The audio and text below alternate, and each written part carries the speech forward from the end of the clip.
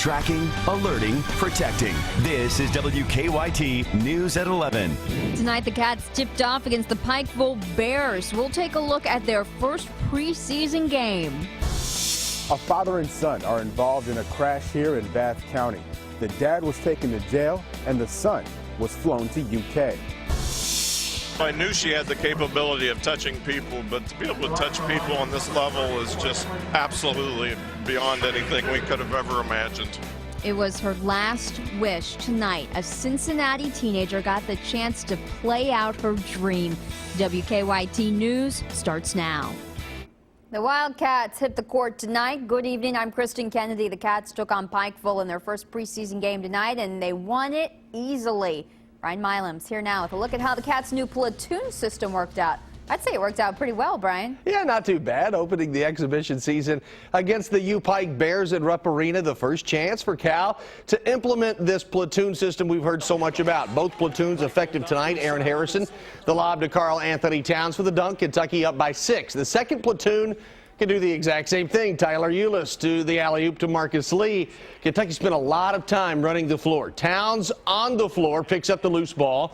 Outlets to Aaron Harrison for the lay-in. Kentucky by 13. To the second platoon we go back. Eulis ahead to Devin Booker for the lay-in. Booker, he had 16 points, and the Cats lead by 27 at the break. Aaron, he's going to drive. Lobs to Alex. Pretty nice. One of 6 Wildcats scoring in double figures. Under a minute to go, Dominique Hawkins to Derek Willis for the baseline jam. Kentucky shooting 65% for the game. Final score, 116-68, your final. It was a lot of fun tonight. The Cats had 67 points at halftime, went over the century mark with 8 minutes still left on the clock. John Calipari liked the unselfishness. 29 assists in a game where guys could have tried to get their own. It's the only way this will work if they really want to share for each other. 25, what we would call one mores. I have a shot, but he has a better shot. We let that one go. You know, we did not settle for threes in the first half. We did what we had to do. We just came out. We really tried to do what we know how to do best, and that's play our game. We tried to control the tempo to the way we wanted to, control the boards the way we wanted to, get the assists that we wanted to, and make the holes that we wanted to. I think we did a good job today, scoring a lot of points. It shows, but we have a lot of negatives too we got to fix up, and you know we're going to go back in the gym tomorrow and we're going to work on it. The Cats just dominating physically. They also showed good basketball savvy. This team played smart. In Rupp, Rob Bromley, WKYT. Thank you very much, Rob. Coming up a little bit later in sports, more highlights and a lot more. That's later. Thanks, Brian. A teenager is in the hospital tonight and his father is in jail. Police say they were drinking and driving. They say John Wells let his 13-year-old son drive his car.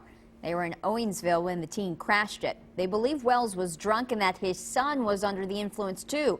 WKYT's Sam Smith talked to a woman who saw the crash in our top story. It's just a bad situation. Bath County deputies say a man and his 13-year-old son had been drinking when their car left P-Sticks Road and hit this gate. Officials say the teenager was driving and his dad was in the passenger seat. I talked with a woman that witnessed what happened after the crash and called 911 twice. She did not want to be identified. And there was a lot of screaming and cussing and going on, so I called him again and told him they need the sheriff out here.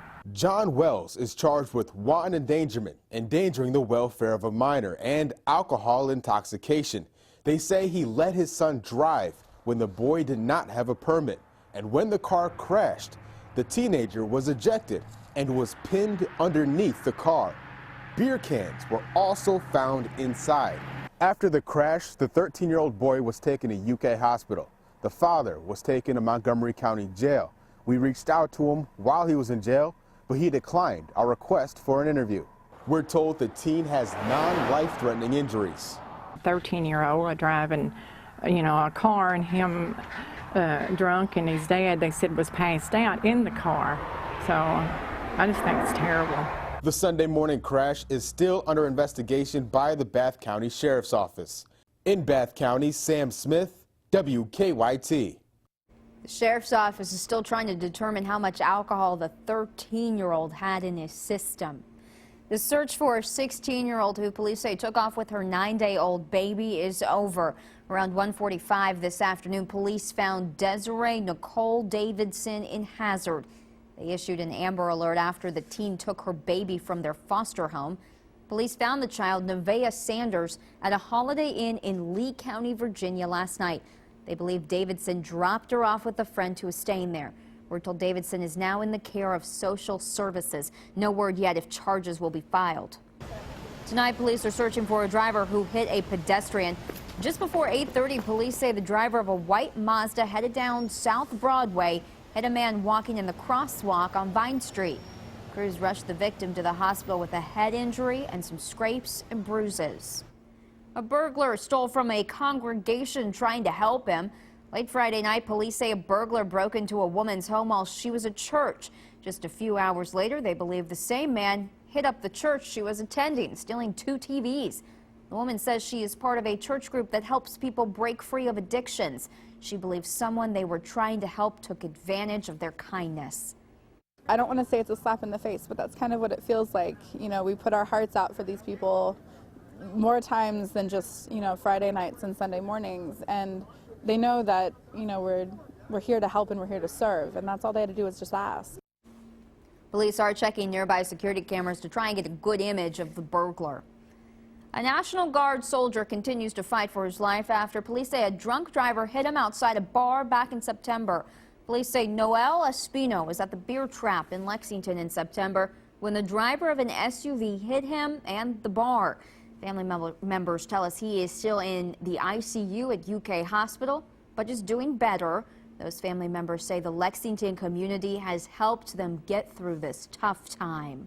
From Lexington are awesome. It's just overwhelming how supportive and friendly the people here in Lexington are, and we're overwhelmed with and blessed with having such a community. You can donate to Espino's fund at the Beer Trap or online. We have a link to his GoFundMe account on WKYT.com. It looks like temperatures are going to start warming up as we head into the work week. Meteorologist Jim Caldwell has a first look at our forecast. Hey, Jim. And you're right. We are going to have a pretty nice start to the week with daytime highs, 50s, 60s. Monday, Tuesday looking really solid. But there's changes coming again. We're in that time of year when that happens. We're looking outside for you right now here in Lexington. Everything nice and clear and quiet at the moment. We look at the current conditions out at the airport. Comes in at 36 degrees, and we're getting a southeasterly wind. Eventually, that's going to be a southwesterly wind, and that's going to help push those temperatures up as we go into the day tomorrow. So upper 50s, maybe some low 60s out there, and then even better as far as temperatures are concerned once we get into your Tuesday, Election Day. We'll be heating up around here. There you see Defender. Everything calm tonight as far as precipitation is concerned. We did track a few showers out in western Kentucky earlier today, but that's it. Tonight, some cloud cover. That's going to be the only issue you run into through the overnight hours. Let's get your Monday planned for you. Bundle up tomorrow morning. Temperatures should be around 30 degrees to start things off. Upper 20s, low 30s, a good bet. You go into the lunch hour, mix of sun and clouds. We're warming some. We're up to around 49, 50 degrees, and then we'll max out in the upper 50s. And like I said, a few low 60s also creeping into the area. But there's change coming. I'll break those changes down for you coming up in a few minutes.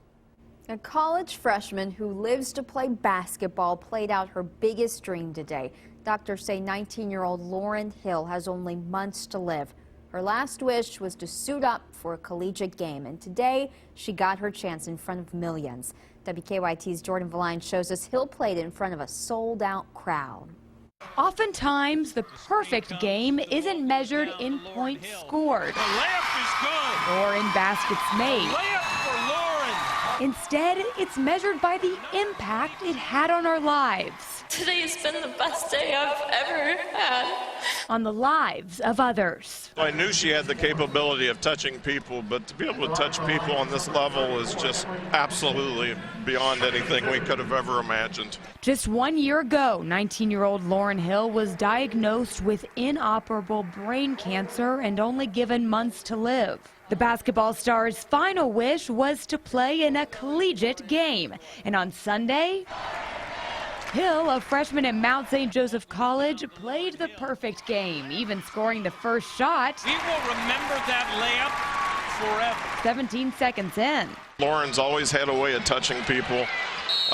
She's always been the kid that was everybody's friend. She spoke to everybody. She supported everybody. Thousands packed into a sold-out Xavier Center in Cincinnati to support her. Lauren Hill receiving the Pat Summit Inspirational Award. Hill insists that no one call this her last game, but instead her first collegiate game, her perfect game. Jordan Valines, WKYT.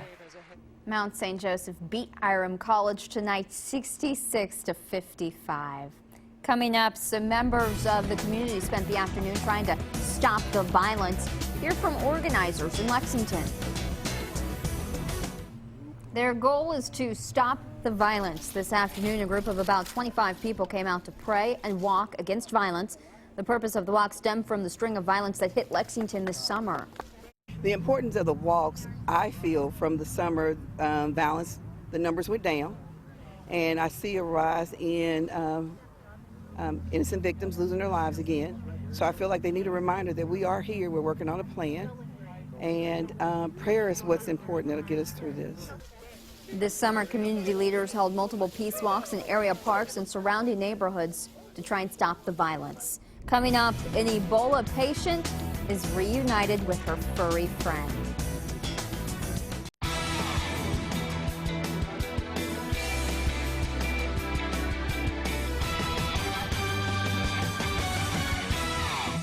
Deputies and officers arrested 24 people this weekend as part of a 3-month undercover drug trafficking and possession investigation called A November to Remember.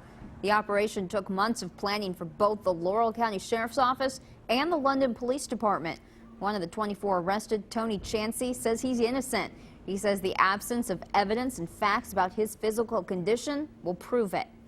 They charged me with manufacturing because of a bag that was found down there. They said, and there were 7 people there as witnesses, and nobody ever seen a red bag they were talking about. I've got 2 artificial knees, and they said I fled on foot and outrunning 2 state troopers on foot. Come on. Deputies plan on making more arrests as the roundup continues.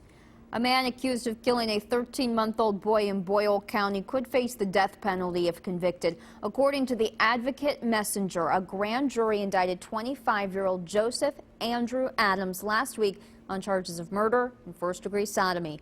Prosecutors are prepared to seek the death penalty in the case.